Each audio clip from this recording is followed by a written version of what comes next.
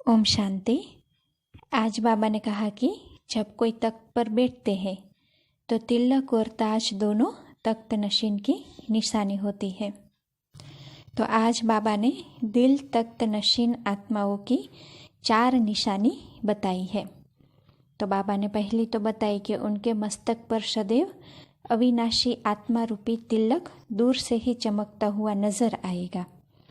फिर दूसरी बात बताई कि वह आत्मा सर्व आत्माओं के कल्याण की शुभ भावना उनके नयनों से, उनके मुख से, अर्थात कि उसके मुखड़े से, फेस से दिखाई देगी।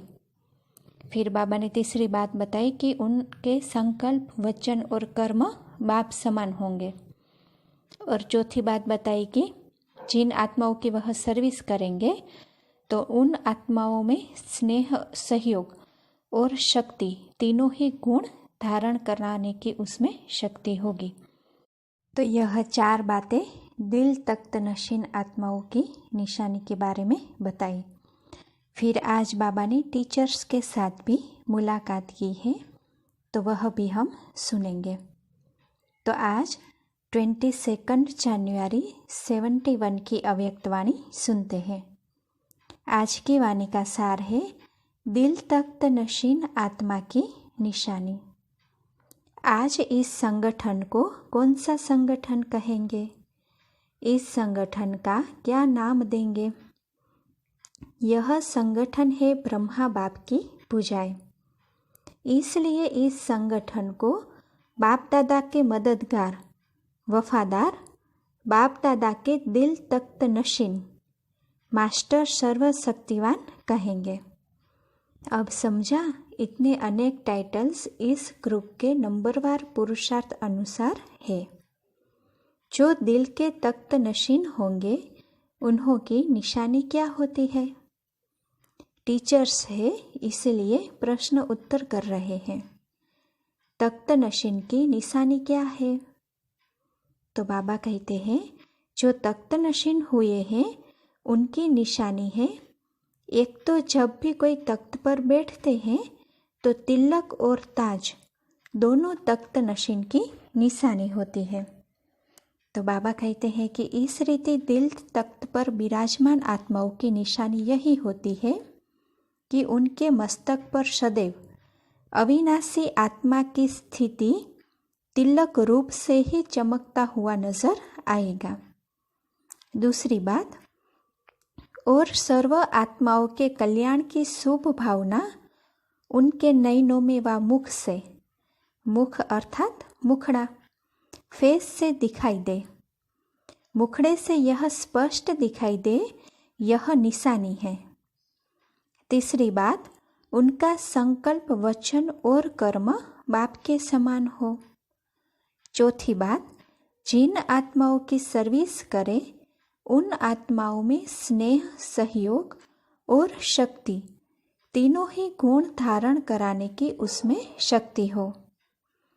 यह 4 बातें उनकी निशानी है। अभी आप अपने रिजल्ट को चेक करो कि यह 4 ही निशानियां कहाँ तक दिखाई देती है। जैसे जो स्वयं होता है वैसे ही समान बनता है। आज टीचर्स संगठन में है, इसलिए यह सुना रहे हैं। जिन्हों की आप सेवा करती हो व कर रही हो, उन्हों में यह सब बातें भरनी चाहिए। अब तक रिजल्ट क्या है? हर एक अपने रिजल्ट को तो देखते ही है। मेजॉरिटी क्या दिखाई देती है? कोई में स्नेहीपन की विशेषता है, कोई में सहयोगीपन की, लेकिन शक्ति रूप की धारणा कम है। इसके निशानी फिर क्या दिखाई देती है मालूम है? शक्तिपन के कमी की निशानी क्या है? परखने की शक्ति कम की निशानी क्या है? तो बाबा कहते हैं एक बात तो सुनाई, सर्विस की सफलता नहीं। उनकी स्पष्ट निशानी 2 शब्दों में यह दिखाई देगी, उनका हर बात क्यों, क्या, कैसे, क्वेश्चन मार्क बहुत होगा। ड्रामा का फुल स्टॉप देना उनके लिए बड़ा मुश्किल होगा। इसलिए स्वयं ही क्यों, क्या कैसे की उलझन में होगा। दूसरी बात, वह कभी भी समीप आत्मा नहीं बना सकेगा। संबंध में लाएंगे लेकिन समीप संबंध में नहीं लाएंगे। समझा? ब्राह्मण कुल की जो मर्यादाएं हैं उन सर्व मर्यादाओं स्वरूप नहीं बना सकेंगे, क्योंकि स्वयं में शक्ति कम होने के कारण औरों में भी इतनी शक्ति नहीं ला सकते जो सर्व मर्यादाओं को पालन कर सके। कोई न कोई मर्यादा की लकीर उल्लंघन कर देते हैं। समझते सभी होंगे, समझने में कमी नहीं होगी, मर्यादाओं की समझ पूरी होगी, परंतु मर्यादाओं में चलना यह शक्ति कम होगी। इस कारण जिन्हों की वह सेवा करते हैं उन्हों में भी शक्ति कम होने के कारण हाई जंप नहीं दे सकते। संस्कारों को मिटाने में समय बहुत वेस्ट करते हैं। अब इन बातों से अपने स्वरूप को चेक करो। जैसे बहुत बढ़िया और मीठा फल तब निकल सकता है जब उस वृक्ष में सब बातों का ध्यान दिया जाता है। धरती उखाड़ने का भी ख्याल, बीज डालने का, जल का, सभी का ध्यान देना पड़ता है। ऐसे श्रेष्ठ फल तैयार करने के लिए संस्कार मिटाने की शक्ति, यह हुई धरती उखाड़ने की शक्ति। उसके साथ जैसे सभी चीजें बीज डालने वाले देखते हैं, वैसे स्नेही भी बनावे, सहयोगी भी बनावे और शक्ति स्वरूप भी बनावे। अगर कोई एक की कमी भी रह जाती है तो क्या होता? जो शुरू में सुनाया कि दिल के तख्त नशीन नहीं बन सकते, इसलिए टीचर्स को यह ध्यान एक एक के ऊपर देना चाहिए। आप लोग जब एम ऑब्जेक्ट सुनाते हो तो क्या सुनाते हो? देवता बनना, यह तो लक्ष्य देते हो।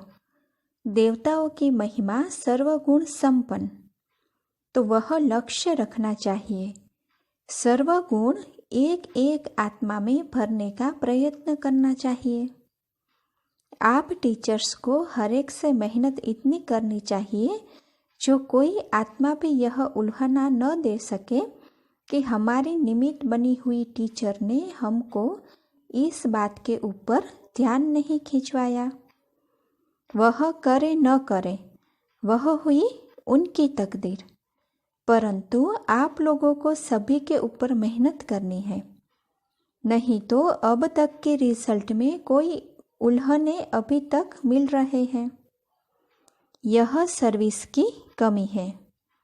इसलिए कहा कि सर्व बातें उन्हों में भरने से वह फल भी ऐसा लायक बनेगा।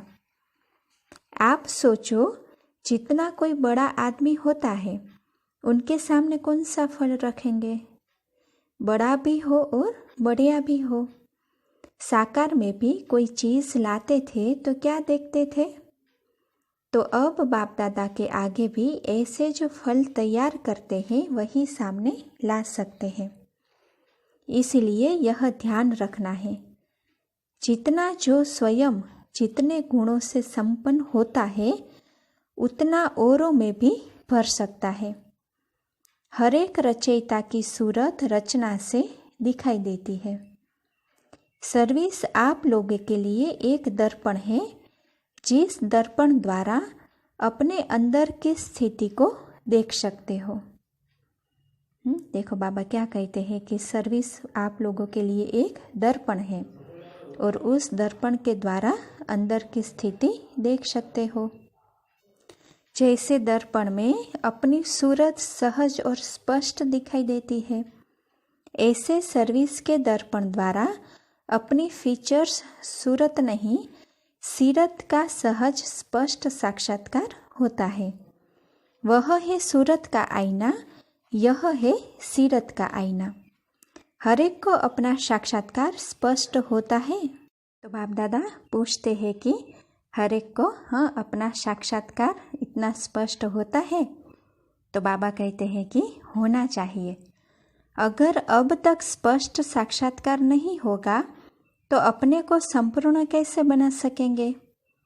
जब अपनी कमजोरियों का मालूम होगा तब तो शक्ति भर सकेंगे। इसलिए अगर स्वयं के साक्षात्कार में कोई स्पष्टीकरण न हो तो निमित्त बनी हुई बहनों द्वारा मदद ले अपना स्पष्ट साक्षात्कार करने का प्रयत्न जरूर करना। यह बाप दादा का काम नहीं है। बाप दादा का कर्तव्य है इशारा देना। टीचर्स के फीचर्स कैसे होने चाहिए? टीचर्स को अपने फरिश्तेपन के फीचर्स द्वारा सर्विस करनी चाहिए। टीचर्स द्वारा यह शब्द अब तक नहीं निकलने चाहिए कि यह मेरी नेचर है। यह कहना शक्तिहीनता की निशानी है। पुरुषार्थ शब्द से यूज नहीं करते हैं, परंतु पुरुषार्थ शब्द पुरुषार्थ से छुड़ाने का साधन बना दिया है। इसलिए आप लोगों के शब्द रचना द्वारा भी आपके सामने आते हैं। इसलिए सदैव ऐसे समझो जैसे कोई गुंबज में जो आवाज़ किया जाता है वह लौटकर अपने पास आ जाता है।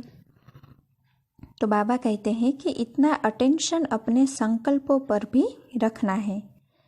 कहाँ कहाँ से यह समाचार आते हैं, कौन से, कि आजकल स्टूडेंट्स सुनते नहीं हैं, मेहनत करते हैं लेकिन आगे नहीं बढ़ते हैं, वहाँ के वहाँ खड़े हैं। यह रिजल्ट क्यों? यह भी अपनी स्थिति का रिटर्न है, क्योंकि स्टूडेंट भी चलते चलते निमित्त बनी हुई टीचर्स की कमजोरियों को परख कर उसका एडवांटेज उठाते हैं। अच्छा, ओम शांति।